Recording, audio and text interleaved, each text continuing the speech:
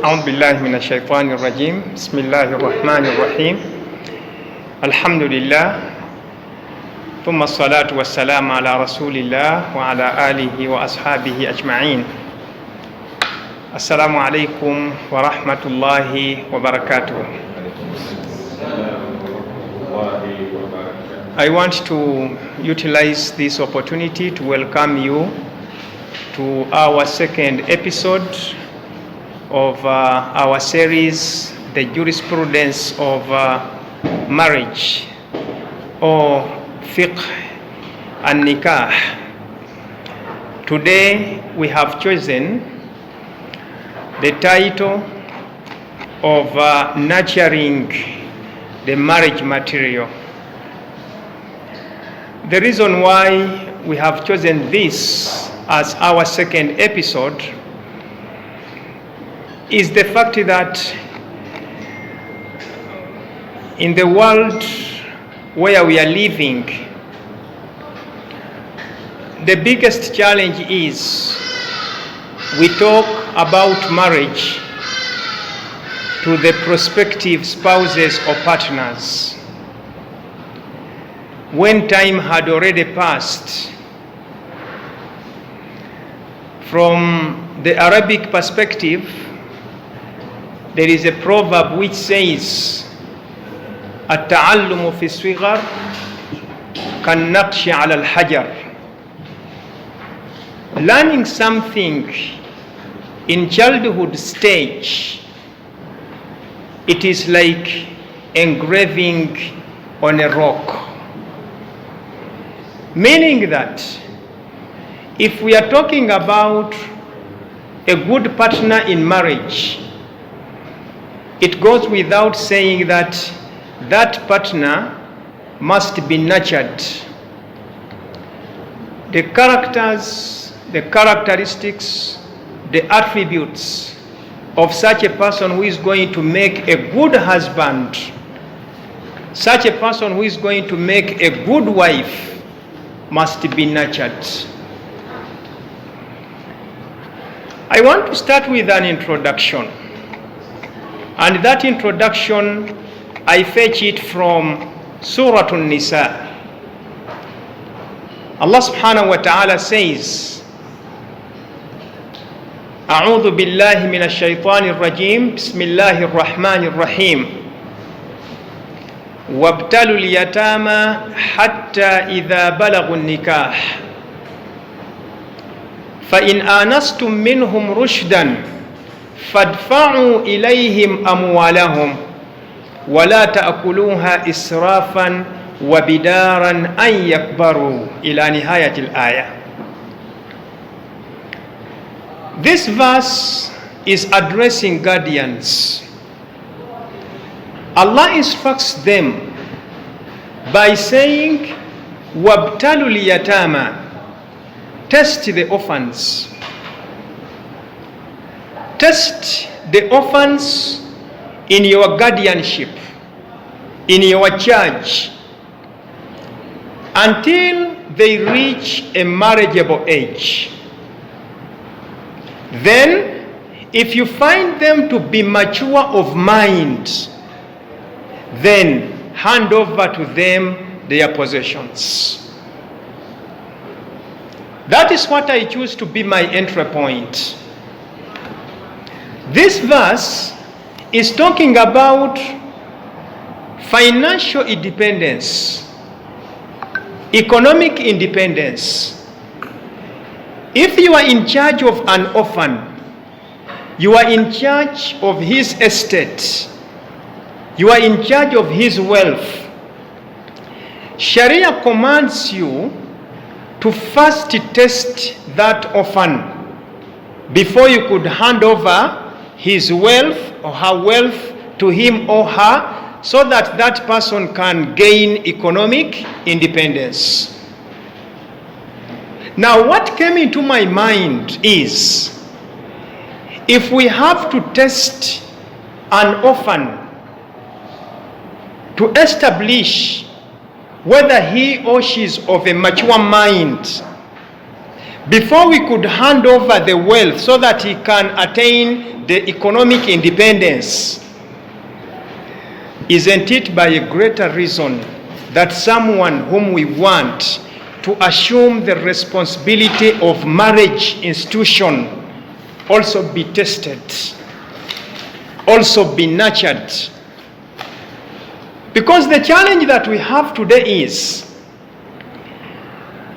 the suitability for marriage on the side of a girl is determined by maturity. And this is what you hear. Young girl, you are now mature. Therefore, you are ready for marriage. Now, when it comes to a boy, it is also determined by age, and maybe we add on the financial ability. To a great extent, these are the two considerations that we always make. The girl has passed the puberty age. In the context of Uganda, she is now above 18, and therefore she is fit for marriage. Now, what came into my mind when I was reading this verse of Surah An-Nisa, if Allah subhanahu wa ta'ala instructed the guardians to first test an orphan before handing over the property so that an orphan can attain the financial economic independence, can we really leave it? Can we just take it for granted that it is just maturity, it is just the financial ability or economic ability that a person is suitable for marriage? Of course, the answer cannot be yes. In this case, this sends us to finding out if we are building the family institution, if we are building the marriage institution, it means that we need to go back to the grassroots. And that's why our episode today is going to look at this topic from two perspectives. Perspective one, those who are not yet there. You need to judge yourself along these lines. Are you a marriage material?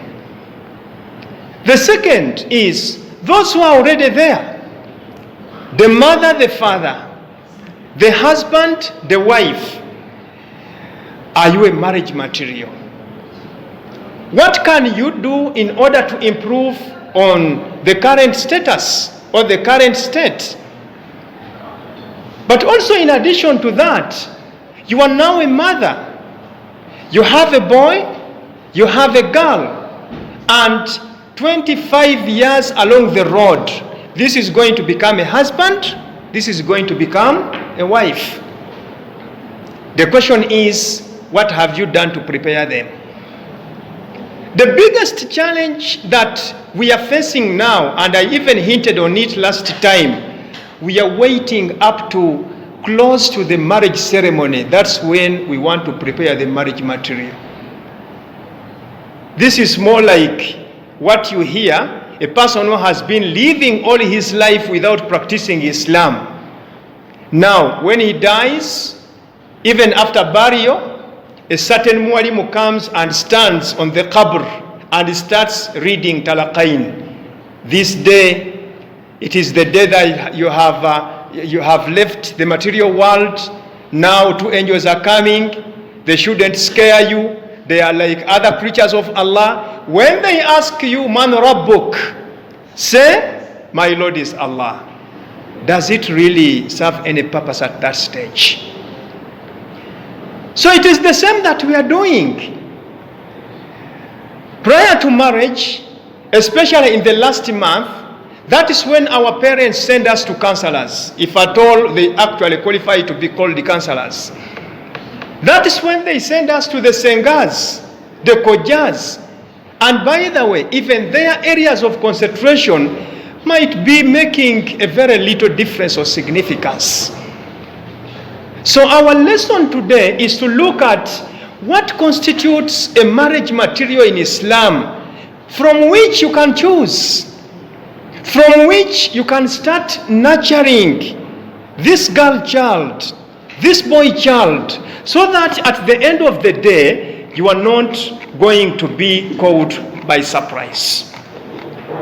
In our previous episode, I remember our sister, Dr. Sauba, I think, she said that we need to talk to the young men. To a great extent, that is correct. Prior to my coming to this presentation, a certain lady who is having a misunderstanding with her husband, and they are now appearing before the Sharia Directorate, a lady said, talk to him, he's so arrogant. Talk to him, he's so adamant. In fact, the lady made it clear. You sheikhs, help us to see how you are talking to these young men, young husbands. But my question is, at 30, at 40, what can I do to change?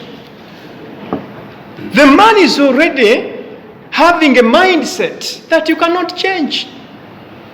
The young woman is already stuck somewhere and she cannot change.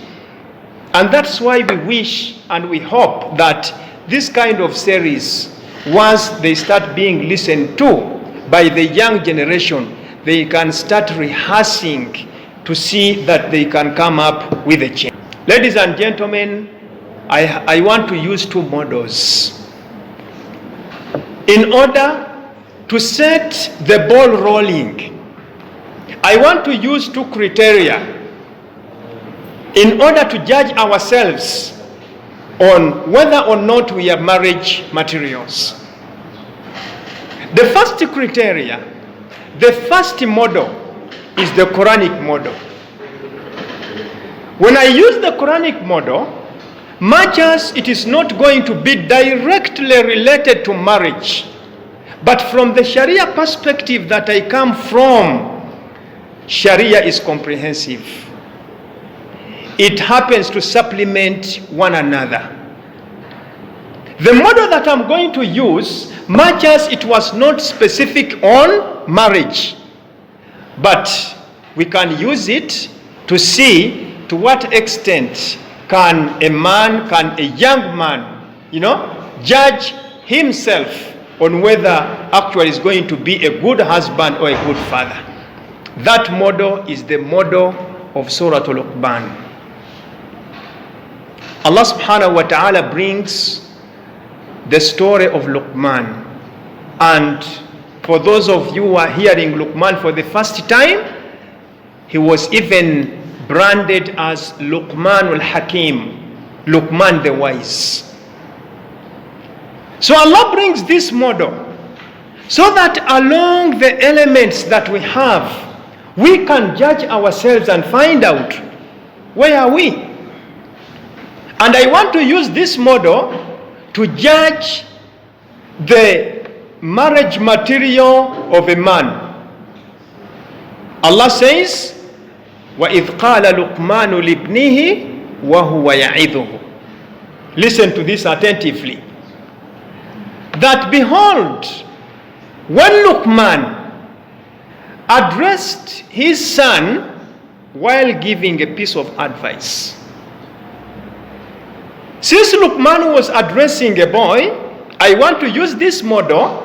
At the end of the day, by the way, I have certain four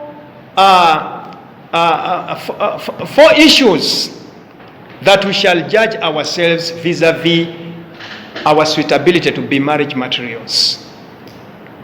Luqman says, Ya bunayya la tushrik billah. First element. Let's take this as the curriculum. Luqman calls his son and says, my dear son, never associate anything in life, never associate anything in worship with Allah. He's talking to a young man. How do we relate shirk with the success of marriage? How do we relate shirk to the success of marriage? The opposite of shirk is tawheed. If you are having a man who is a muwahhid, who is a monotheist, who has made tawheed at the center of all his activities, do you see a difference? Doctor, for the interest of the students like me, Yes. we are now looking at the two models which are going to enable us Yeah. to identify which one is the marriage material. True. And if we are to look at the two models, you have told us that the first model you want to pick for us is the model of Luqman. Yeah. And you are trying now to drive us that if at all we want to check for the marriage material, Yeah. we now look at Luqman. Mm. And the first aspect Luqman is bringing in is do not go near shirk. Do. May I, as a student now, understand that right now I'm being told what to look for Yeah. in a person who is going to be a marriage material on the side of a man. Yeah. And should I say that Luqman is now giving me the hint on what I should be looking for? Yeah. Is that where you're driving us? You must be a good student. Thank you very much. Yes. Okay, we can now go on. At the end of the day, we have 4 fundamental concerns. The moderator has just preempted where we are going. We have 4 fundamental concerns. Number 1 is the spiritual. Number 2 is the moral. 3 is the emotional. And 4 is the economic. So I want to say that much as when Luqman was addressing his young son, he was not actually preparing him for marriage. But I have made it a clear statement that Islam is comprehensive. Islam supplements one another. The aspects of Islam cannot be disconnected. So, let's go back to the model of Luqman. Ya bunayya, la tushrik billah. Oh, my son, don't associate Allah in worship with anything. Inna shirka la dhulmun azim. Committing shirk, it's a very great injustice. It's a very great injustice. After that, Luqman brings in another element. And that element is being dutiful to the parents. He says, وَوَصَّيْنَا الْإِنسَانَ بِوَالِدَيْهِ حَمَلَتُهُ أُمُّهُ وَهَنًا عَلَى وَهَنٍ وَفِصَالُهُ فِي عَامَيْنِ أَنِ اشْكُرْ لِي وَلِوَالِدَيْكَ إِلَيَّ الْمَصِيرُ.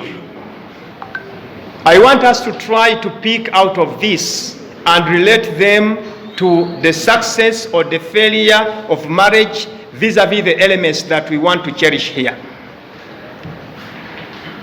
How do you look at a husband that is not respectful to his own parents?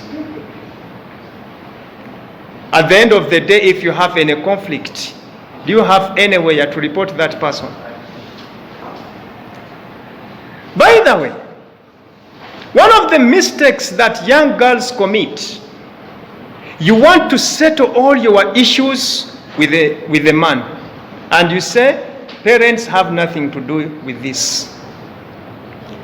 The moment you make that mistake, you have just landed yourself in trouble. Why?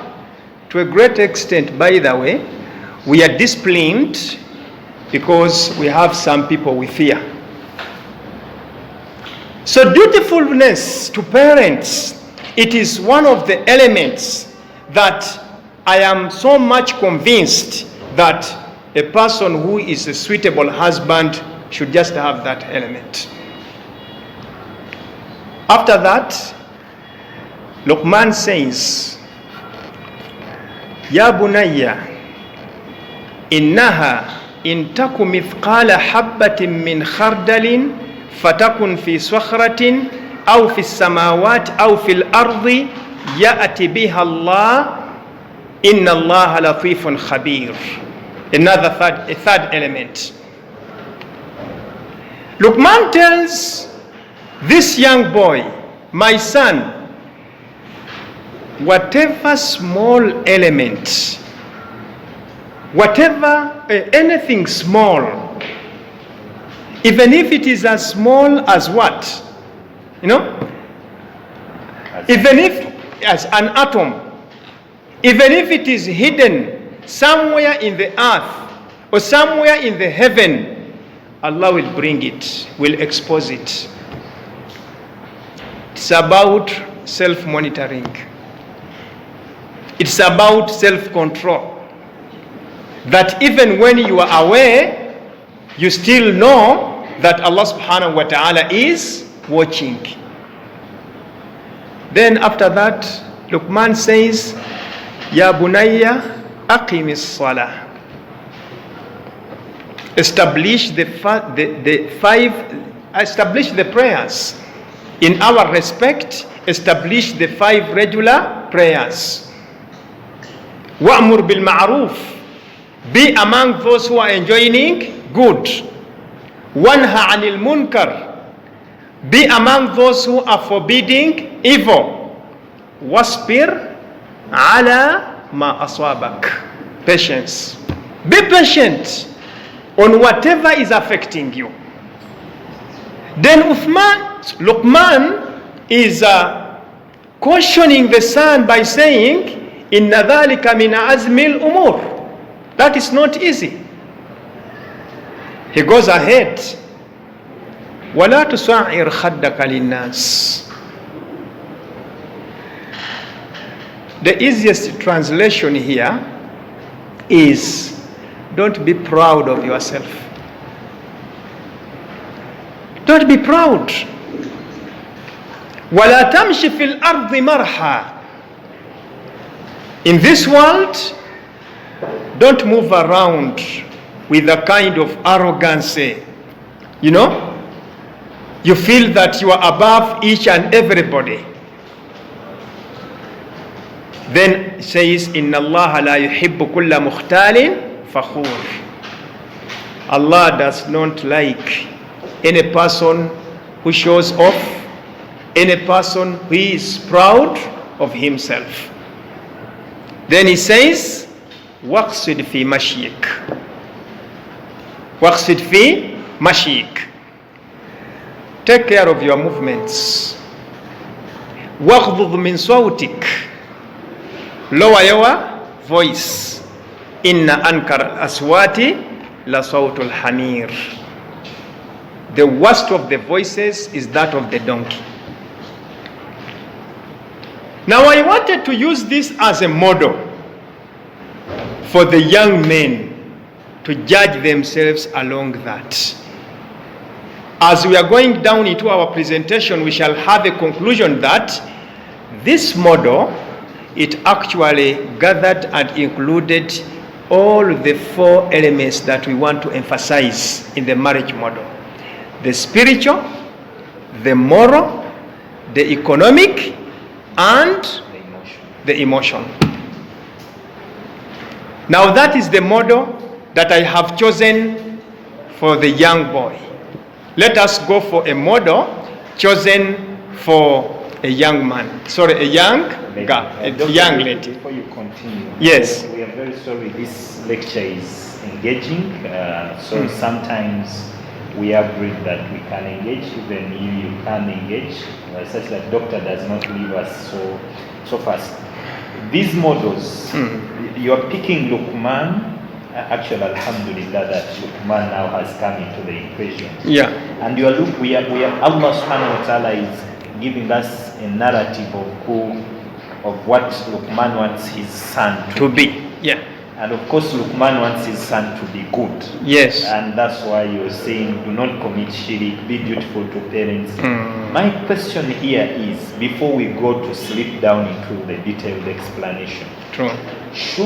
Should I, me as a sister also, be so thankful to check for these abilities in a would-be marriage material who is a man? I don't know whether my question... Your question is very clear. Yes, can I get the answer? In other words, as we are discussing this model in respect to a young man, Should the sisters be interested? Yes, should the sister be interested to look out for whether the guy who she's about to consider to be a marriage material is a backing guy. Because here Luqman tells his son, please make sure you lower your Yes. Don't be like a loud kind of donkey. Please, Esther, be patient. True. Should the sisters also take? Yes. No doubt that sisters should take interest. Why am I saying this? As we are going down, we shall find out that the 4 foundations that we have picked, the spiritual, it cuts across. It is not discriminative. But we shall be emphasizing much on emotional, we shall be much emphasizing with the side of the sisters. Now when it comes to economic, we shall be more emphasizing on the side of the young man, because according to Sharia, he's the one in charge of provision for the family. Morally, we are all responsible. So it doesn't actually mean that since Luqman is addressing this to a son, that the lady should not be interested in this. You get it? Now, this is actually going to be the same as we are discussing the sisters' model. Now, the sisters' model was specific. I decided to pick a lady known as Umama bint al-Harith. Umama bint al-Harith was seeing off her daughter prior to her marriage on the wedding night. Just like the tradition which we have, that before we go into marriage, they happen to send us to the Sengas, to the Kojas, so that they can have the last word. So let us see, what does Umama bint al-Harith tells the daughter, and specifically this was on marriage. She opened up by saying, was she Sahabi? Was she? She's a Swaliha. She's among the righteous ones. Just like you have picked Luqman, and Luqman is also among the Swalihin. You know? She opens up by saying, Ay bunayya, my daughter, law kanat al-wasiyyati li fadli adabin, if a piece of advice was meant for those who are disciplined, lataraktu dhalika lak, I wouldn't have burdened myself to talk to you. Meaning that she knows she has nurtured her well, she had brought her in the best way, but still, final touches. She says that if a piece of advice was meant for people who are disciplined, I would have left that for you. But فَإِنَّهَا تَذْكِرَةٌ لِلْغَافِلِ, it is a reminder for a person who somehow, I don't know the meaning, how can I call the ghafil? Somehow is negligent. You know, it's a reminder to a person who has somehow relaxed. You know, وَمَعُونَةً لِلْعَاقِلِ, it is also an assistance to the wise. فَذَكِّرْ فَإِنَّ الذِّكْرَ تَنْفَعُ الْمُؤْمِنِينَ, remind, because the reminder always benefits the muttaqeen, those ones who are fearful to Allah subhanahu wa ta'ala. That's the introduction. She goes on to say, وَلَوْ أَنَّ امْرَأَةً, if there was any woman استغنت عن الزوج, who feels that she has no business to do with the husband. Why? لِغِنَى أَبَوَيْهَا, because she comes from a background, the father was rich. وَشِدَّةُ حَاجَتُهُمَا إِلَيْهَا, and that even the parents are so dear to this lady. لَكُنْتُ أَغْنَى النَّاسِ, I would have been the first. Because by the way, Umama, she was coming from a royal family. So she's saying, my dear, if someone was not interested, maybe we could say that someone is to do away with the husband because the background is okay. The father has the wealth. The father is so dear to the daughter. He says, I would have been the one. But he says, and this is the statement, وَلَكِنَّ النِّسَاءَ لِلرِّجَالِ خُلِقْنَا. Allah created women for men. وَلَهُنَّ خُلِقَ الرِّجَالِ. And also men we are created for. So there is no any shortcut. That is now the introduction. Then she says, Ay bunayya, my daughter, innaki faraqti al-jawi alladhi minhu kharajt. Today, you are getting out of the environment that you are accustomed to. وَخَلَفْتِ الْعُشُّ الَّذِي فِيهِ دَرَجْتِ. You are leaving the nest from which you were hatched. Where are you going? إِلَى وَكْرٍ لَمْ تَعْرِفِيهِ. Tonight, you are going to another residence that you are not aware of. These days, they are already aware. You know? But we are talking about the ideal.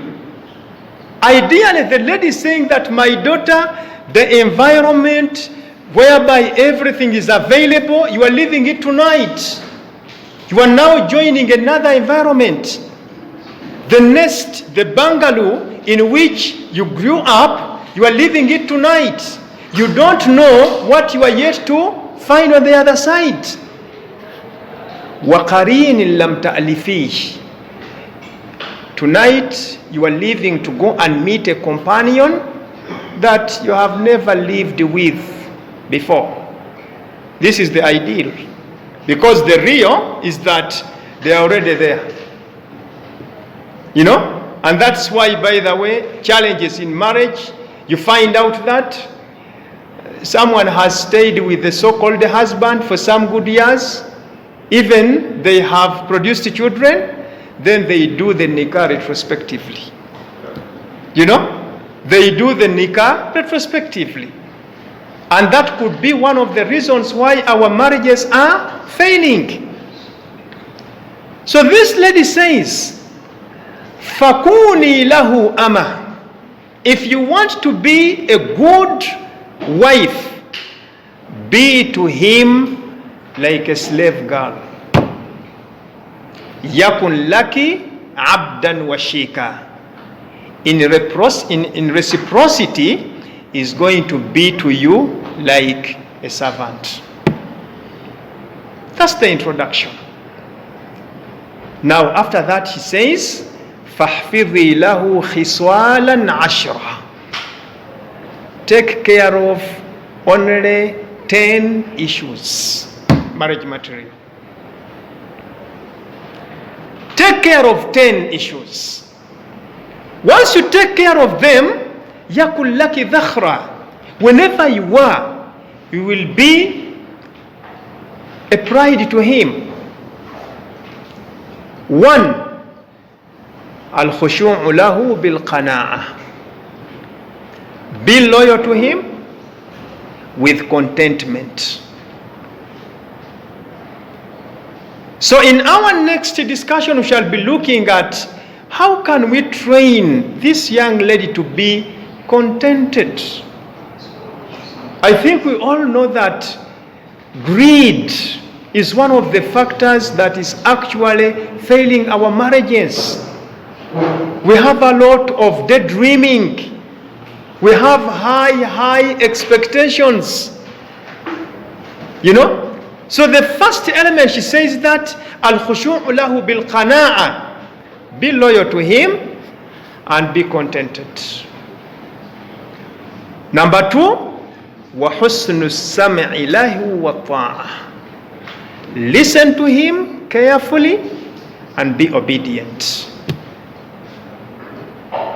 That is the first and the second. Some few weeks back, I was talking about the importance of communication and listening to each other, and I made a statement which I also read somewhere. One of the challenges of the mistakes we commit in marriage vis-a-vis communication is that actually we listen to respond. We don't listen to understand.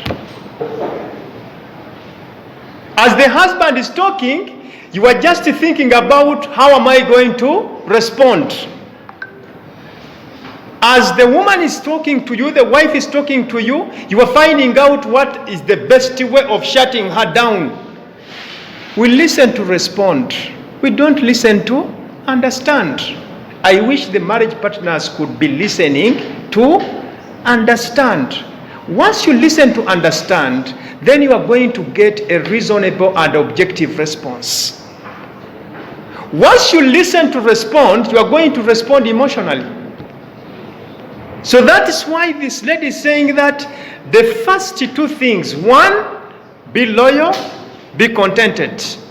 Number two is listen and be obedient. Number one and number two. Number three, التفقد لموضع عينيه وأنفه. Take good care of his eyes and his nose.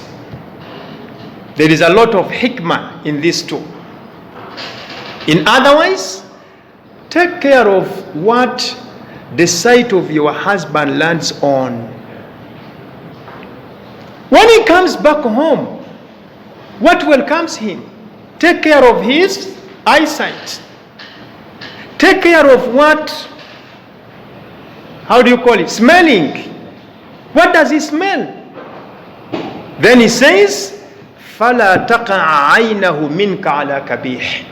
Never accept in your marriage that your husband, his sight lands on something detestable on you. Never accept that. That is why, by the way, in Islam, we are not allowed to have surprise arrivals at home. We are not allowed. If you are having issues with your wife, maybe suspicion has no place in Islam.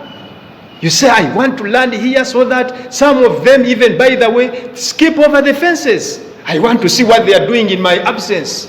My dear, that's not Islam. You shall be surprised to look at something, and that something, by the way, will spoil all your life. That's why in Islam, give her time.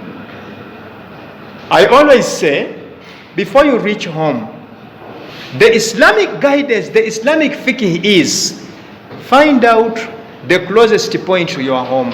Make a phone call. That phone call should be communicating two issues. One, where you are. Assalamu alaikum Hajat. I am in Wakiso town. Wakiso is where I live. It is just 5 minutes to my home, so that my wife can prepare. I don't want my eyes to see something detestable on her. The second purpose of this call, what are you missing at home? That is the responsible husband. What are you missing? But you come in as a surprise. You don't know what they don't have. Then they say, but you know, we don't have sugar. You see, I am sorry, I didn't know. Why? So I want us to move slowly into this so that you can see on both sides. You know, the woman says, don't allow your husband's sight eyes to land on something detestable. And then she says that, وَلَا يَشُمُّ مِنْكِ إِلَّا أَطْيَبَ رِيحٍ. My dear daughter and sister, never allow your husband to smell, to have any bad smell from you. That is the third and the fourth. Yes, Doctor. Yes. I don't want you to continue before we put this in context. Our role as students is to listen and we ask. Yeah. And we make sure whether we are following. Up there when we were talking about Luqman, you gave us a context of Luqman, and actually I was so patient with it. Yes. But when we have come to Mama bint Harith, Yes. I don't know whether my colleagues are picking what I'm picking, but I'm seeing the aspect of communication in the first 3 things you have told us. True. Because Mama says, be loyal, listen carefully, and be obedient. True. And this is where now you're telling us that when we are to listen, some of us listen to respond, but we should be listening to understand. True. So if we want, and also now I want to join these 3 points. True. And we pick something. Being loyal, listening carefully, and also the most important thing is the eye and the nose. Actually, for you to be smart at home, you must communicate. True. So I'm looking at these 3 aspects and looking at homes where there is no communication to check whether they will fit in Mama's kind of, because there is no way you will understand what I don't want to see unless when we talk. Exactly. There is no way you will understand what feels bad in my nose unless when I tell you that Mukene. Yeah. Mukene, like those, because actually, with all due respect to the international audience, Yes. some of them don't know Mukene, but it's silverfish. Yeah. Like personally, I hate it. True. And I told my wife at home, I don't like it. True. But one day she prepares it when I'm sick, and she tells me, try it. Yeah. I just smelt it and I felt, and I think Umama teaches us now the aspect of communication. Exactly. I don't know whether we just pray to Allah to make us understand it, but communications in home. Yeah. I think there is no way you can be real obedient to a husband if you. I agree with you. You agree with me? In addition, Now, what I missed to tell you when we were discussing the model of Luqman, the mere fact that Luqman calls his son and says, Ya Bunayya, it is communication. So now communication is playing a bigger part in nurturing the marriage material. And I think, sister, because for her she has not yet reached to that yes. level. I think we need now to look at the communication abilities. Exactly. Thank you. I've now understood. I wanted deliberately to start with these models so that we can now go down to the nurturing. Inshallah. So that actually these 2 models are made to set the standards. Then after that we shall be asking ourselves, how can we achieve those standards? So we have just had number 3 and number 4. 5 and 6.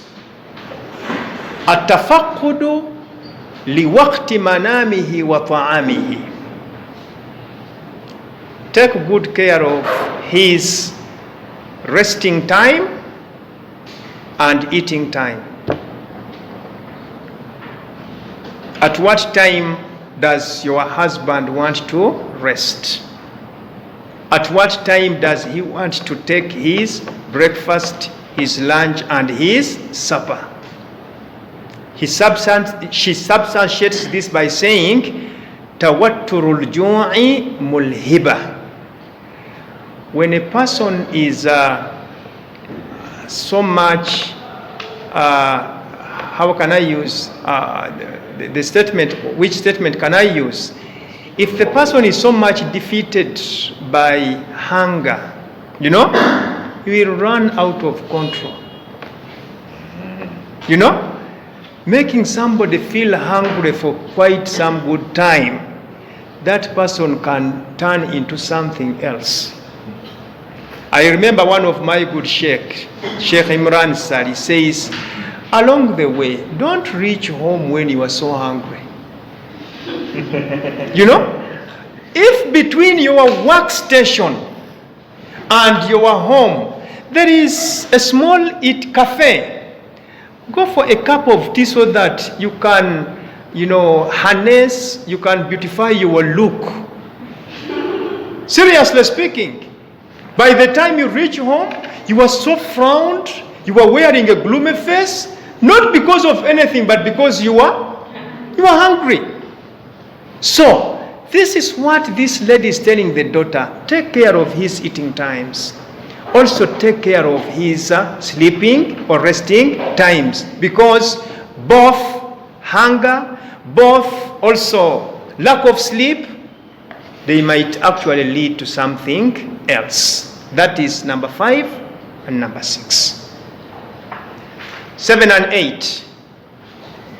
Al-ihtirasu bimalihi. Be a good custodian of his wealth. Economic. Be a good custodian of his wealth. Then, number 8, wal-ir'a'u bihashmihi wa iyalihi. Take good care of his status in the community. Now, I have been hearing some good sheikhs saying that you find a lady despising the husband in public, even when the husband is known to be of a good status in the community. Says, Ayogerachi, what is he talking about? Let him speak to you who don't know him. You get it? So this study is saying that take care of his wealth, be a good custodian, and also take care of his dignity, take care of his status. Then he says the best way of taking care of his wealth is to be economic. Husnul taqdir, to be economic, especially in this era whereby we are having soaring, and hiking prices of commodities. And then when it comes to his family, take good care of the people before him. The brothers, the sisters, in that way, you shall be taking care of his honor, you shall be taking care of his status in the community. 9 and 10. فَلَا تَعْصُينَ لَهُ أَمْرًا. In your life, never disobey him. Never disobey him. Of course, there are limits. If he's misleading you, especially to issues that are against your aqidah, فَلَا تُطِعْهُمَا. In this case, don't be obedient. Then the last is وَلَا تُفْشِينَ لَهُ سِرًّا. Please, never reveal your husband's secret. Then he says, فَإِنْ خَالَفْتَ أَمْرَهُ. Once you disobey his instructions, أَوْ غَرْتَ صَدْرَهُ. You will charge him. No any husband wants to be before or under a disobedient, a defiant wife. وَإِنْ أَفْشَيْتَ سِرَّهُ. Once you reveal his secret, لَمْ تَأْمَنِ غَدْرَهُ. You will never be safe of his plot against you. This is the model of Umama. I understand it might have been a high standard. But for those who are there, check yourselves along that. For those who are in charge of young ladies, young men, it is now time to start nurturing. For those who are soon to be there, you still have some good time in order to, to rehearse about them, to see how you can put all this into your consideration. Now, having said that, these are the two models. I want now to handle the second last part of this communication, this episode. Some scenarios. Scenario 1, I'm aware of a Muslim lady, professional. She studied a very good course. She has some 4 biological children with her husband, the current husband. But by the time she married this husband, the husband also has some children from the previous marriages, around 4 of them. Now these are 8, plus the 2, now these are 10. But for sure, as I speak now, when you happen to know what she's going through, you might not believe. during the festive days of Eid, within her circles, there are so many things we share in common. As many of us, we are looking for the best place to go and visit. Wallahi al-Azim, she was looking for only 10,000 shillings to feed her family. She's a professional. I don't want to mention her professional course because she's a professional. MashaAllah, a beautiful one, well established. But that is the situation. And that situation has not started yesterday.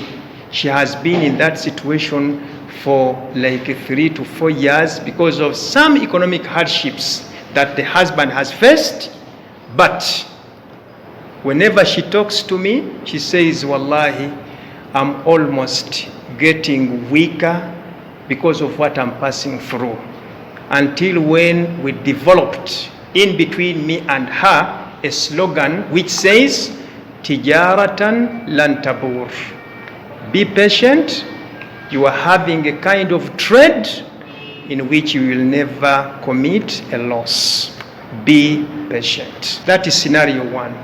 A practical one. I'm aware of her, and I might rightly say that I can categorize her among those which Allah says, La yas'aluna an-nasa ilhafa. She's not begging people just because of her dignity. But if you happen to expose, to uncover what she's passing through, but this is a lady, when she's communicating to her husband, you could think that actually she's the most happy lady on earth.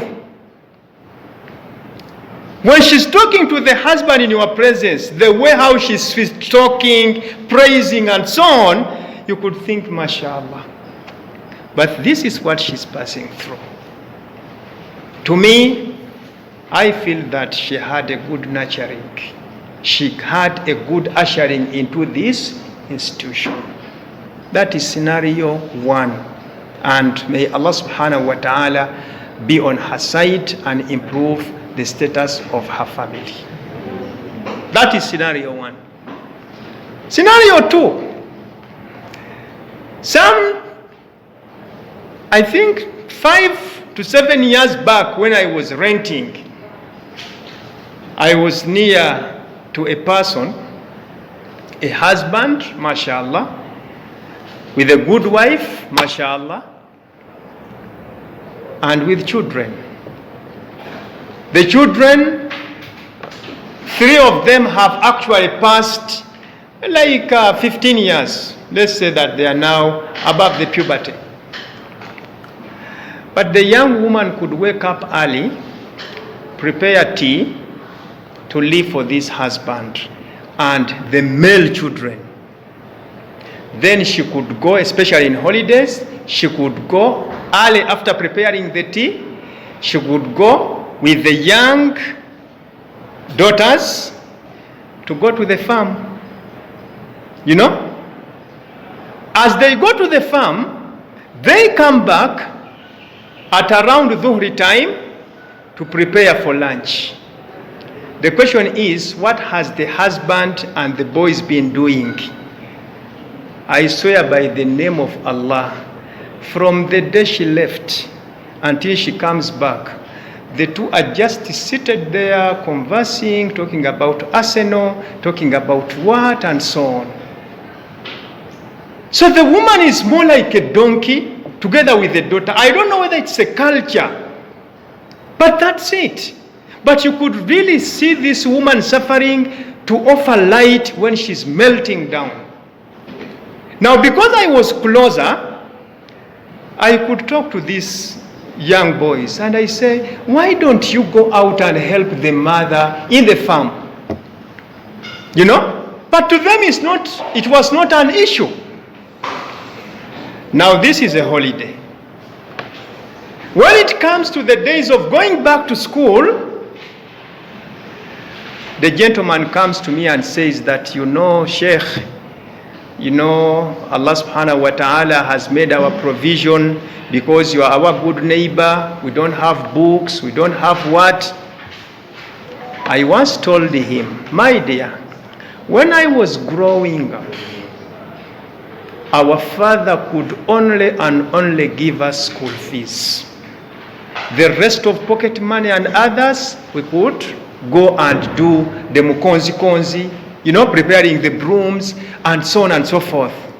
Why don't these young men, okay, do such work so that they can gather some pocket money? And I even called the young boys and I told them, you know what they did? They took the case to their father. Abdul-Hafiz is undermining us, is despising us. He's telling us that we should be laying bricks, we should be moving around selling brooms and so on. And by the way, the father agreed with them.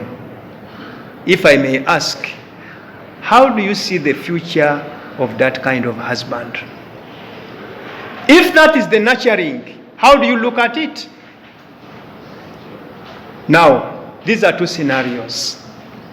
One is a woman who is patient, mashallah, and this is a true story. The other one is a man who is always waiting for the woman to suffer and bring the food to table. What I did not tell you, that when the man started being somehow ashamed, you know what he did? Near to where we are staying, there was these Sunday markets. These markets which are selling merchandise only on the markets which are selling merchandise on Sundays. So he gazetted a small place and he said that this is a place for Salah. He's a Muslim. Then he made one of the children an imam. After every Salah on Sunday, he could say, Wallahi Basiramu, we have here some issues, you know, the water for wudu and so on, as a means of getting some money. Now, if this is the kind of orientation, if this is the kind of nurturing, now this is a man you are soon to meet as a husband. Do you think he will stop somewhere and calls you that, what are you missing at home, before he could reach? You know, those are the two scenarios. Doctor, before you leave those scenarios, please. You know, these are great messages which we need to pick. Often, our Muslim sisters, there's two scenarios you've given.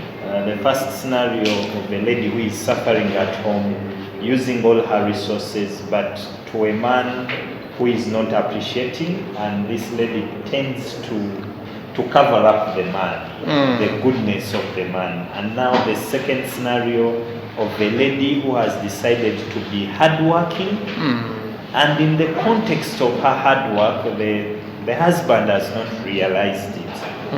And this is where the sheikhs actually are leaving the gap. And before we go too much in the details, help me to cover this gap. My question is, what should we do? Which message should we leave to such kind of sisters? Our mothers, by the way, most of our mothers are really in this kind of category.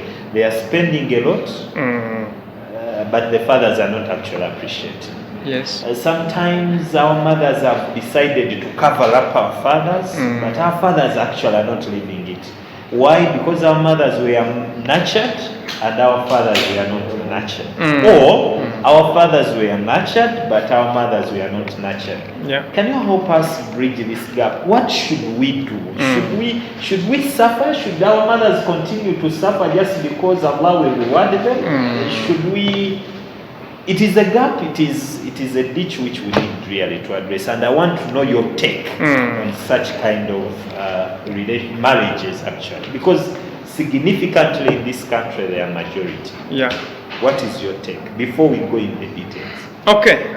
Before we go into details on this particular matter. And my specific matter is, should the mothers continue suffering because for them they were nurtured?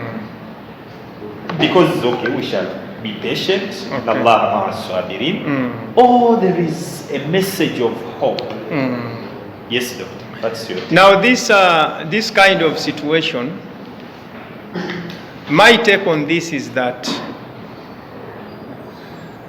the mother should not be left to suffer, and we always give them a promise that your promise is Jannah. Yes, Allah subhanahu wa ta'ala will reward them. But we need to come out to try and rescue this situation. I think this is where the role of the religious leaders, the role of the opinion leaders come into existence. That such people have to be talked to, but at the same time, we need to find out what is the cause. Because there is, I don't know whether it's a Luganda proverb or not, you can't combine two things. You can't combine being poor and being arrogant. If you are poor, this lady could see you on her side helpful, because at least you have the physical energy, you can help. But if you cannot provide, because many times, by the way, our strength is the wallet. You provide and you say, I have given you the what? The money. But if you have not provided financially and you cannot even come on her side, I think that is extreme injustice. That's why in that situation, the religious leaders have to come in, and also to emphasize the point of communication. By the way, it is true that our mothers were trained, were nurtured, but they also rarely communicate. Some people only listen and understand after being told. So in this case, my take is that we need all efforts in order to change that kind of situation. Okay? Finally, because time is not on our side, 4 grounds for nurturing a marriage material. Number 1 is spiritual. And it has been seen when Luqman is addressing his son. We have seen it. And that is why the standard that was set by the Prophet sallallahu alaihi wasallam, in ja'akum man tardawna dinahu wa khulqahu fazawijuh. If someone comes to you and you are satisfied and contented with his deen, his faithfulness, his religious element or component, and also his moral element, then you should give him a chance to marry from you. So, how can we nurture that? We can nurture that. 1, let's maintain a religious environment for growth and development at our homes, within our institutions. It starts from there. We can also have it by making a deliberate move to choose a faithful partner. We can also look at it just from the beginning. I usually ask, what is the significance of adhan on a newborn? Doesn't it have something to do with the spiritual element of the newborn? When the Prophet sallallahu alaihi wasallam emphasizes that we should make adhan, to me, the first message that should hit the ears of this young boy, this young girl, this newborn is, Allah is the greatest. Allahu Akbar, Allahu Akbar. Once you follow that with a religious environment, then you are nurturing a marriage material vis-a-vis the religious element or the spiritual element is, as far as it is concerned. Nurturing Islamic values. But even before we go to that, the conduct of Akika itself. If we want a good husband in the future, let's create an Islamic environment at home. Why are we in an era where we don't miss birthdays, but you don't even remember whether your parents made for you Akika or they didn't? You know? But Akika has a message. A message to the newborn. A message to those ones who are around. You are trying to create an Islamic environment at home. Islamic values such as salah, such as hijab for the lady, modesty among others. I spent some small time in Somalia, and you should be asking yourself why the Somali ladies are not finding much difficulty with hijab. They might be having some other issues, but with hijab, there is little compromise because it is nurtured from childhood. To them, it's more of a culture. The Prophet ﷺ once told a young lady known as Asma. She was young and says, Ya Asma. Asma is a sister to Aisha, a young sister to Aisha, his wife. He says, Ya Asma, innal mar'a idha balagatil mahid. Asma, when, look at the Prophet's choice of statement, it says, innal mar'a, a woman, idha balagatil mahid, once she hints her first mens, you know, it is not allowed to be seen from her except the face and the palms. You are creating an Islamic environment. You know? What about our attachment to religious leaders and even our religious, places like mosques? You know? Sometimes I say that these are some of the red flags when you are soon going into nikah. One, if the area imam is interacting with you for the first time when you are getting married, then there is a serious problem. If the imam of your locality is coming to know you for the first time when he is coming for your marriage, there is a problem at home. Where have you been? You get it? When you find out that the imam is disagreeing with your family on the certificate fee for marriage, there is a problem. You know? It means, how comes that the imam of your area is not aware of you? You know? If the imam is seeing the witnesses of your marriage for the first time on nikah, there is a challenge. Where have you brought the witnesses from? You get it? If you find the partner, whether the young girl or the young man, getting into a hot debate with the parents, whether the lady is going to put on the hijab kind of kadari, and whether or not there shall be music on her wedding day, there is already a problem. In other words, if it is music to be played, it has been the environment at home. If it is not to be played, it is a standard that has been set at home. Therefore, it cannot constitute a what? A debate. It doesn't matter whether the singers have come from where for what. Otherwise, we have made our parents hostages on our own marriages. I have ever attended one wedding whereby the father, who has insisted that there is no music, they assigned to him a certain bouncer on his side that he should not be allowed even to change position because he's going to interrupt the what? The ceremony.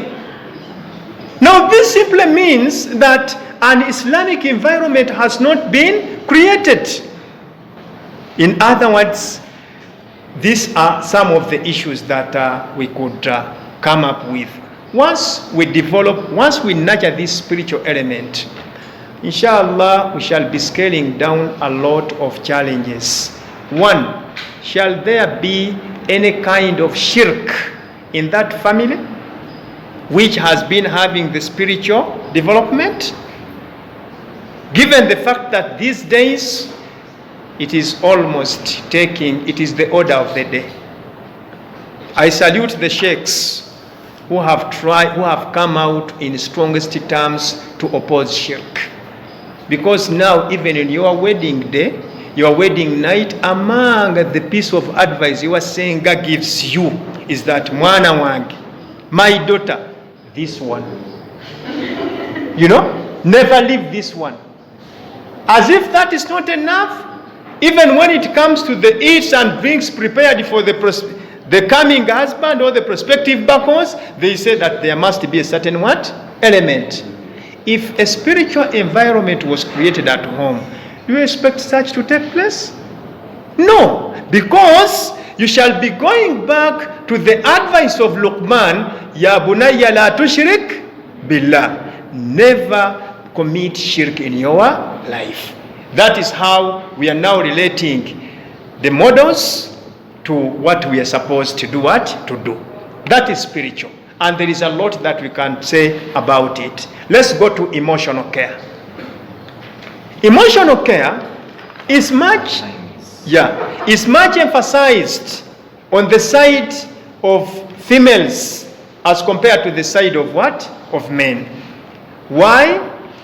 Because you know that naturally Allah subhanahu wa ta'ala has created the elements of kindness, the elements of tender care and so on. They are more in the mothers, they are more in the daughters as compared to the men. So, there is a lot that we can do as mothers in order to build this emotional content, this emotional element. If time could allow, have you thought about the significance of breastfeeding in imparting the emotional care to the young one? Do you know what it means to hold the baby closer to your chest and breastfeed it? Do you know what kind of message are you sending to it? You are sending the message of care. You are sending the message of love. You are sending the message of compassionate, compassion. That's it. Now, second last is the moral. A lot that we can talk about the morality. Morality, how do we relate socially? How is our dress code? How do we talk to people? How do we do this? All these are supposed to be nurtured within the home environment. And then finally, the economic element.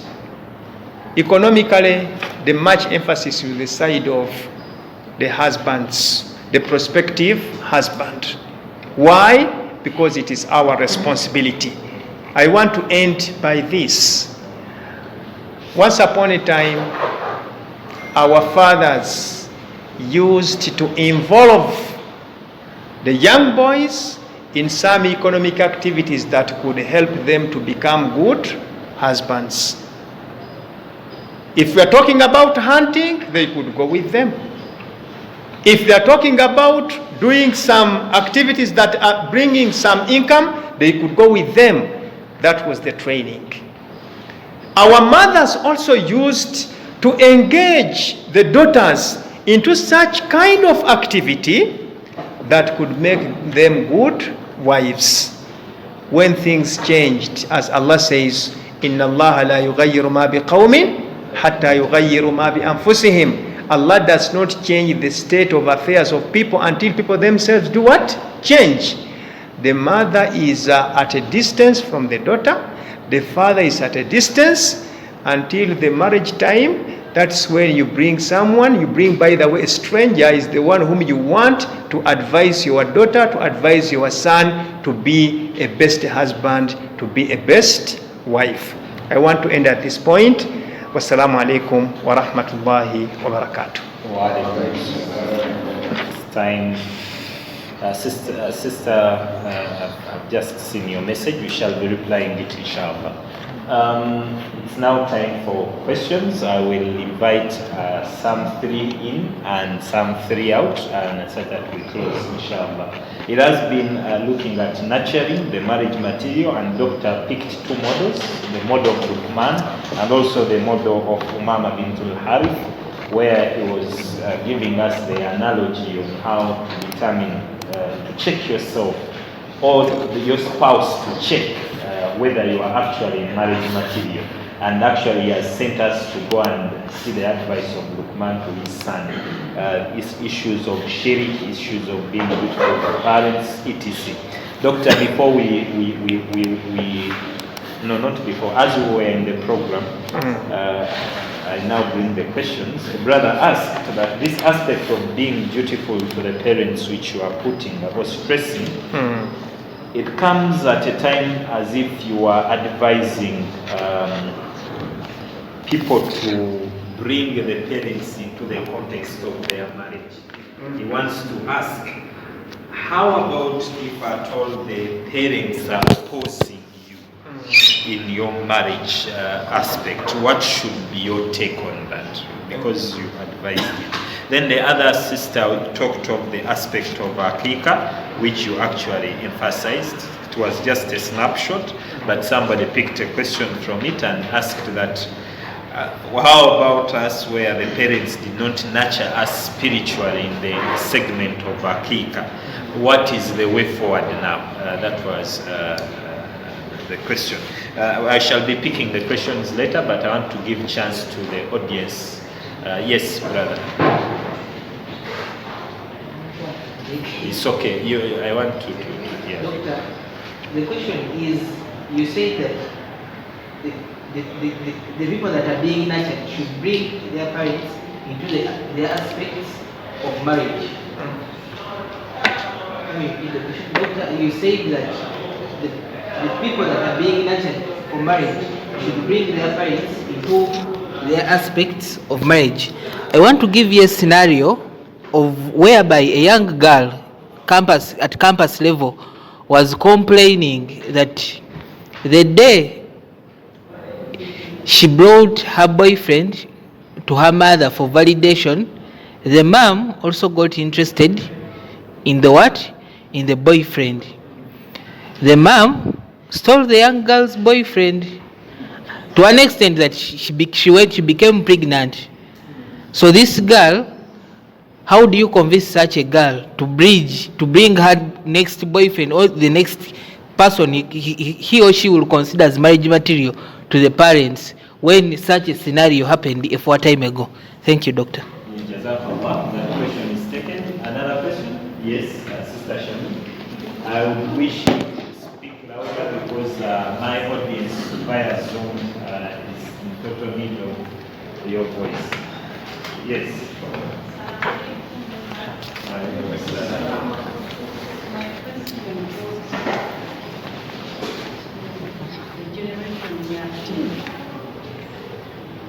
Doctor, we are facing a challenge nowadays when we are two parties, husband and wife. We have different, how can I say it? Our religion background is different. You may find when the woman is more religious and the husband is moderate, the vice versa can also happen. I've seen some families whereby the woman is more religious and the husband is more moderate. And among the teachings we go through, it's mostly emphasized it's the man who is the spearhead for the family. You find in some families why akikas are not happening. Nowadays, we young girls, you hardly move out of your home without even touching your kids' heads. You can't even say any dua for them. Things are happening in homes because men are not leading the women. So it is us doing it that I can barely move out of my home without, I have to first pray for my kids.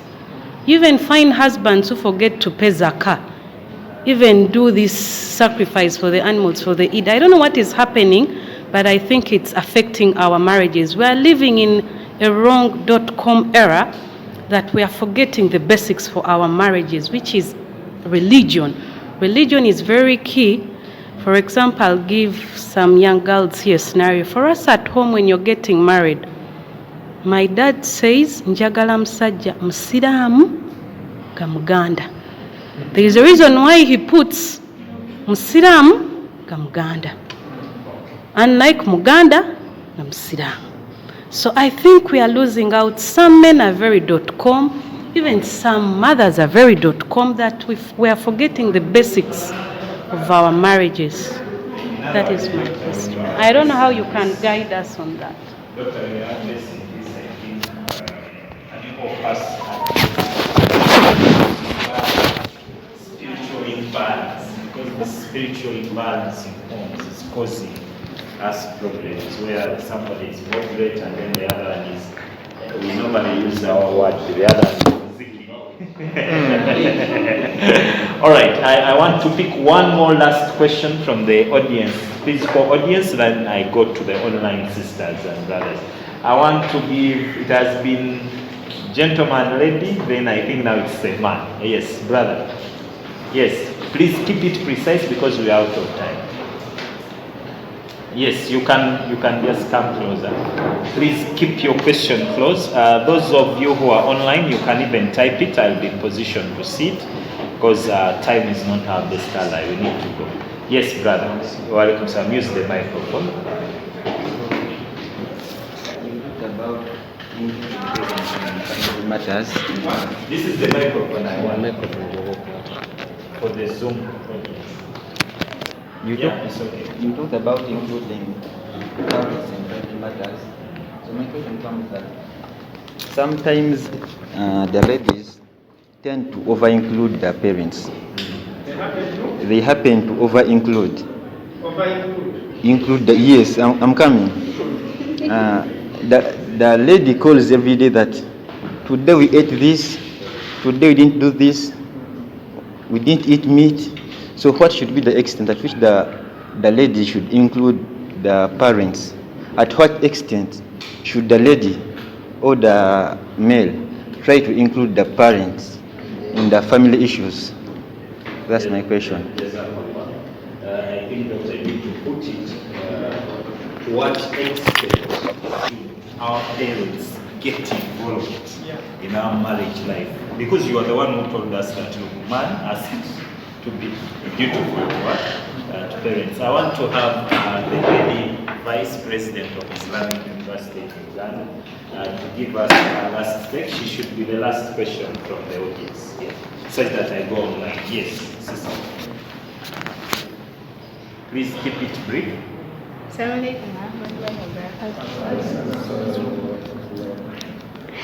Doctor, my question is on the 4 grounds for nurturing, whereby when we are to get married, we have to look at an element of spiritual.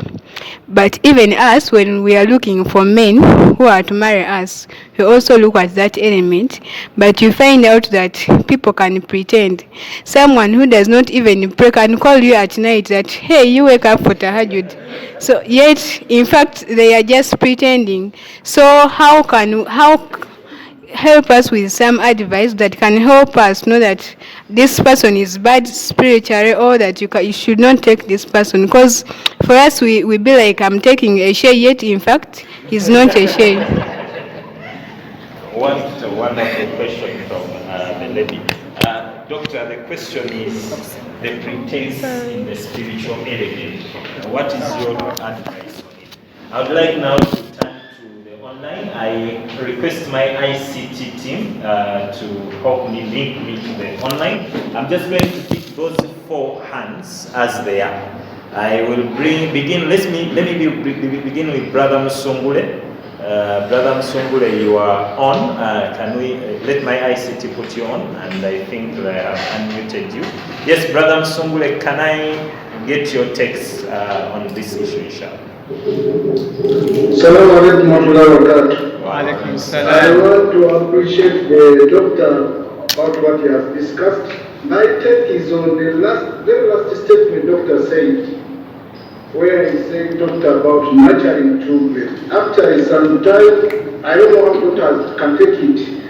In my interaction sometimes with ladies who complain that the husband is mistreating them and so on, I always tell them that please, you have also boys. Try to tell your boys to behave well when they have their other people's daughter. And always try to tell them, treat well that wife you have, the way you want your daughter to be treated. so that people can start feeling that essence. But I see mothers in this aspect as being the cornerstone. If we are to change the generation to come, let mothers take responsibility of nurturing their boys, telling them you should always treat well your wife, so that maybe as time goes on, we shall have many good boys who will treat very well good girls. Thank you very much. Jazakallah khair, Brother Musungule. And actually, let me use this time to thank Brother Musungule. Happens to be the administrator of Makerere University Mosque. We are with him via Zoom, and I think he will be helping us to link the Makerere students to this program. Yes, Sister Fatima Nachtende, Council, I think. This name is so familiar to me. My ICT team, can I have Fatima Nachtende? Thank you. Assalamu alaikum wa rahmatullahi wa barakatuh. Thank you for this beautiful thought and arrangements. I have a question and a concern. There's usually young girls who want to get married and they are brought up from really very poor families.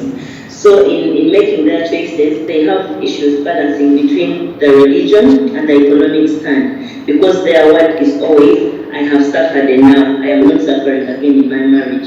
So they end up making mistakes, they end up getting confused. Should I decide to marry this staunch Muslim man, but then poor, but then I don't want to suffer again? So kindly, doctor, help me guide them. What should we do? How should we advise them? Because they approach us and honestly we have sometimes we have no answers.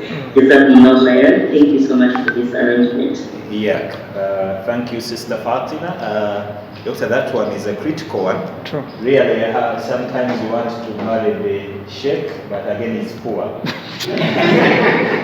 Sometimes you want to marry the rich one, but again, it's not a sheikh. And really, yes, really, it's an imbalance. So really, doctor, you know, these sheikhs of Sharia should also know that we are humans. True. Sometimes you leave us with no balance. Really. Let the ICT team now bring me Brother Badruddin Saddam. Assalamu alaikum wa rahmatullahi wa barakatuh. Wa alaikum assalam wa rahmatullahi wa barakatuh. Dr. Barakallahu Fikum. My question, I have around 3 concerns, but in brief, the first one is about the spiritual element, whereby it includes Aqiqah ceremonies and other ceremonies we talked about. But the major concern is on to Aqiqah. If at all my parents never did it for me, and now I'm already old, I have my family, I have children, and now I'm also preparing to do an Aqiqah for my children. For example, am I also allowed to also include my own Aqiqah, and I make it one Aqiqah, or like 3 Aqiqahs into one? Then secondly, I request for, I beg your pardon, onto that third element, I missed it.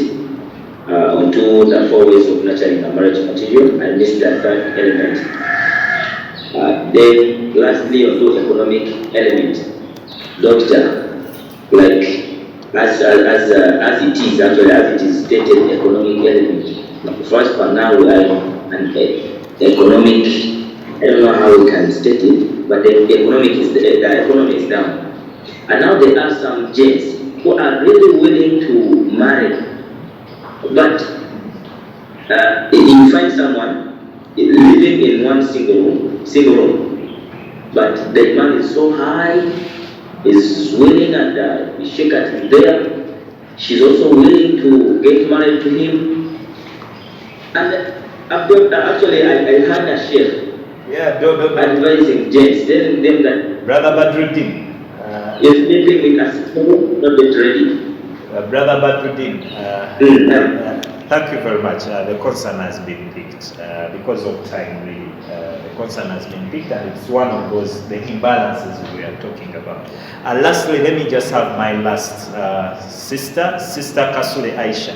Sister Kasule Aisha is an accounts assistant at the Islamic University in Uganda, Kampala campus. Yes, Sister Aisha, can we have you? Assalamu alaikum wa rahmatullahi wa barakatuh. Wa alaikum salam. First of all, I will thank you for this initiative. And my question is actually connected to this. Alhamdulillah, there is a very big gap between the youth and the elder, like the elder people. So I think that's where the marriage problems are coming from, because whenever you have marriage issues, and also from the youth, they don't know where to run, to whom to go to question, to solve their issues, to ask what should I do. And in more cases, they think that those people are too old-fashioned. They can't tell them to act according to the society, according to what is the society they are living in, the .com society. Yes, the way Stashani said it. So my question is, how are we going to bridge that gap between the elderly people and the youth, because they don't know where to go to whenever they find issues in their marriage? Yes. So if you got the wrong person, will tell you the wrong information, and you find that it will backfire in the future. That's my question. Assalamu alaikum wa rahmatullahi wa barakatuh, Sister Aisha. I think this is the disconnect. Doctor, we have the disconnect between where we should get the advice from and us. Because you, the doctors, you see your stories a long time ago, and then Sister Shanim is saying, we are looking at the now tense. How do we now address it? And before Doctor comes in, I would like us to remember that in today's discussion, he has given us the two models in which we need to test ourselves whether we are nurtured enough for marriage. Let the men and those who want to look for men go and check to the characters of Luqman, and let all the women and those who want to check for the women, Luqman is the son actually, come and check to Umama bintul Harith. Those of you who would wish to know what the message of Luqman is and for Mama is, inshallah, we shall be having it through our Al-HIDAAYA media YouTube channel, inshallah. Now, Doctor, we have 3 minutes to finish this. I don't know whether it's enough. I will try as much as possible to summarize. First, I want to thank all people who have reacted and responded to this discussion. To what extent should we involve our parents? Actually, my point here was not on involvement of parents, because involvement of parents will come at the level of selection. Here I was saying that among the elements of a good husband is the one who is dutiful to his own parents. Why? Because of many factors, you know. First of all, the element of blessing. You want the blessing and so on. In other words, that's why I asked, are you comfortable to be with a man who is disconnected with the parents? And this is why even stressed by saying that in many times, actually our discipline is regulated because we say, how will my father hear that I have said this? Now, if you are not dutiful to your parent, it means that this kind of husband is taking you and you are only alone. He will be free, will be having the absolute freedom to mistreat you in any way that he wants. After all, you have nowhere to report him. That's why the element of being dutiful to our parents comes in. In other words, if the person has not respected his parents, do you think that he can respect you as a husband or as a wife? This is the background I came from. Now, the issue of Akika has been stressed, but I want to summarize it by saying that the position of the ulamas, the majority of ulamas, is that any person whose parents did not conduct Akika for him, he's allowed at any age to do Akika for himself. So Saddam and others, that one I have answered it in that way. As long as you can identify an animal for each and every individual, for you the father, for the children and so on. And by the way, Islam goes to an extent of saying that slaughter what you have. If the requirement is to have 2 goats or 2 sheep for the male and you have 1, slaughter that. That is why even they went to an extent of saying that you can slaughter 1 in this year, and if the means are available next year, then slaughter the 2nd. As simple as that, because one of the foundation of Islam is simplicity, because وَمَا جَعَلَ عَلَيْكُمْ فِي الدِّينِ مِنْ حَرَجٍ. There is no complication, there is no difficulty in religion. Now, Sister Shamim talked about the different orientation, whereby you find a religious sister learning into the hands of a less religious, actually a non-concerned member, as far as religion is concerned. Islamically, ideally, the husband should take the lead in the family. That's what it means, الرجال قوامون على النساء. That's what it means. It simply means that the husband is supposed to take the lead spiritually, economically, morally, because the way how our society has actually been made, to a great extent, our wives learn a lot from what? From us. But the reality, of course, it is suggesting otherwise. You are finding out that, by the way, these days, women are taking lead in ibadah and so on and so forth. It is a challenge that we need to think about how can we address. Over-inclusion of parents. I didn't say that when, like the issue which was brought, where the scenario whereby a certain young lady takes the future husband, you know, to the mother, and the mother picks interest. I think that is extreme, you know, that is immoral, you know. Otherwise, what would have been the ideal is that this parent is supposed to be involved in the choosing of that husband, you know. He's supposed to do like that. He's supposed to be like that. And we shall discuss more when we come to the role of the guardian. There is always what we call an abuse of rights in guardianship.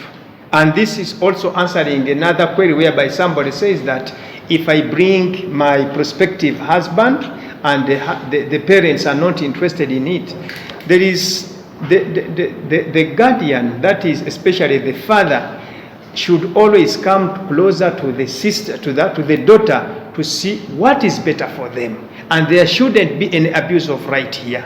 And we shall discuss that one when we come later, inshallah. Pretense in faith, I think it means that there is a step that was missed. Because this man is pretending, because you are seeing him today and you are concluding on his suitability today. And by the way, you are doing a responsibility which is not yours. Let our guardians know that it's their responsibility to investigate the future husband from A to Z. My dear First Lady, as I always make it clear, wallahi, you cannot investigate about me. You have limitations. You know, you have limitations. But if it is my brother Buyondo, who is your father, investigating about me, what boundary? You know, even if it means to search me, say, put off the clothes, I am under obligation to do that, as long as it is within the limits of what? Sharia. But if it is you who is choosing your own husband, then expect a lot of pretense, expect a lot of false promises, and so on. Leave that responsibility for the guardian. And yours, the moment you pick interest, share the interest with the guardian. The guardian's role is to investigate and not to leave any stone unturned. Okay. Brother Musungule, I agree with the statement. I want to add on that statement, I always challenge, you know, the married couple, husband and wife. I always challenge them with the question, in addition to what Brother Musungule has said. If you are a good husband, really, in your mind, because balil insana ala nafsihi basira, you feel it. Do you pray to Allah so that He can get for your daughter a man like you? I want you to wake up for tahajjud and say, Alhamdulillah, I'm a good husband. And I pray to my daughter to get a good man like me. If you can do that, you're a good husband. If you are a good wife, wake up and say, oh Allah, I request that my son should get married to a good woman as myself. Once you reach that extent, then you should appreciate that, MashaAllah, I'm a what? I'm a good husband, I'm a good wife. Economics, the economic element, we always, okay, Sister Fatima asked about how do we balance. Some sisters come from poor families, and really they want to select the religious ones, but in many cases the religious ones are also not okay. How do we balance? It is about the order of priorities. You know? The order of what? Priorities. You know? When you have the order of priorities according to Islam, religion first. But also don't forget that you need at least the minimum compatibility. The minimum economic compatibility. Yes, you want to marry this sheikh, but he cannot, is falling so much below the average. You know? So at the end of the day, by the way, the marriage is not going to work out, because you shall be like, I want this kind of quality of hijab, and the man cannot afford it. At the end of the day, it's going to be wrangles, and the marriage shall end up in failure. So, order of priorities, and also look at the minimum compatibility, economic compatibility. Then, those of you, Saddam, I think, asked about the economic situation. The answer is always look for the best suit. Look for the best person who shall be understanding the economic situation that you are passing through. And then finally, how can we bridge the gap? You know, last time I was in Nairobi and we are talking about these generational gaps. The generation disconnection, as you have said. They have categorized, we have the generation X, we have the Y, we have the Z. We have what we call the millennials now. You know, the millennials, those who were born after 80s, you know. Now, those ones after 80s, vis-a-vis those before, it is a generation what? Gap. But I want to give you the best way to go about it. For how long has since when was the Quran revealed? How many years have passed since the Quran was revealed? 14,000. 14,000. Is it not yet applicable in the contemporary setting? It is. So we can easily balance by getting the wisdom from those before, and then we see how can we incorporate it in the contemporary what? Setting. We need their wisdom, but they also need to understand that many things have what? Have changed. How do we mitigate the two? That is an assignment for each of us. I think we come to the, I don't know why my ICT showed me the raising hand, but it's okay, we can have it as the closure. We can have Imam Passos give us the closure. Imam, you're very welcome, and you give us the closure of the closing statement, and also we shall close from your comment, inshallah. Imam, we are hearing you.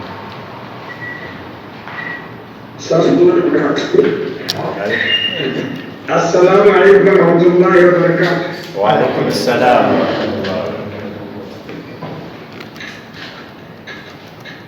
I want to thank Dr. once again, but mine is a question. I have a simple question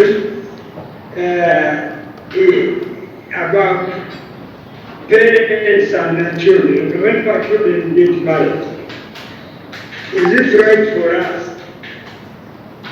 to oversee what is going on? If my son marries somebody's daughter, and there is maybe a case that some people are putting, there is a problem with variance or disparity in the levels of faith between the two. Me, as the father of the son, is it in order for me to direct my son to put his house in order by respecting religion and treating the wife well? Or he's married, he has gone, I have no right. Problem goes into their affairs. Marriage is an institution between two people. Some people say. Wa alaikum salam wa rahmatullahi. Brother Uthman, I will get your question. If you don't mind, you can send it, because really it was supposed to be there. Yes, I think it was quite a good ending question. Yeah. Can we have the answer? True, if you are the father of the son, and you see that things are not going on well, you know, do you have the moral, the religious authority to poke into the affairs of this son that put yourself, your house in order? Why not? You know, the Quranic guideline is watawasaw bil haqqi watawasaw bis sabr. You have an obligation as a parent to instruct your son that put your house in order, especially in those matters you see that they are of common good, both on this dunya on the akhirah. Besides that, any parent would like to replicate as many people like him as possible. So if you see that your son actually is not doing well, it's your responsibility so that you come in for advice, so that you can see that he can be like you, even better than you. In this case, I don't see it as an intrusion into the matter. I don't see it as poking your nose into the matter, but it's actually religious obligation. Because in fact, Fatima, the relationship between Fatima and Ali and Ansar Imam, yes, because we see the Prophet sallallahu alaihi wasallam, Fatima coming to the Prophet sallallahu alaihi wasallam complaining, and then the Prophet advises her always accordingly. I think it's a gesture that the parents still have a role to ensure the stability of the families of their children. I think that's it. If it is a concern of Amru bil Ma'ruf wa Nahy anil Munkar, that a person whom you are not related to can come in and say, Sheikh Abdul Hakim, please be in order. Why not the parent? Why not the parent? Yes, Brother Uthman, you said your question was not answered, but Doctor answered it. He answered the issue of Aqiqah generally, where he said that whosoever did not have the Aqiqah, you can decide to have it on your own. Thank you very much. Behind the team, behind the cameras have been my ICT gurus, Brother Swale, Brother Wanika, and Brother Mwima here at the Islamic University in Uganda. The AL-HIDAAYA media team is here with us. We thank you very much. Please go to their YouTube channel for all these programs about Dr. Abdul-Hafiz. Go to the AL-HIDAAYA media channel. You will be in position to follow us. Also, the Solo Islamic team are with us. Please go to their Facebook pages. You will be in position to follow us. And I think by tomorrow they will have uploaded this. Till then, inshallah, subhana rabbika rabbil izzati amma yasifun, wa salamun ala al-mursalin, walhamdulillahi rabbil alamin. Every Tuesday, 4:30, inshallah, to 6, be in position to have us via Zoom.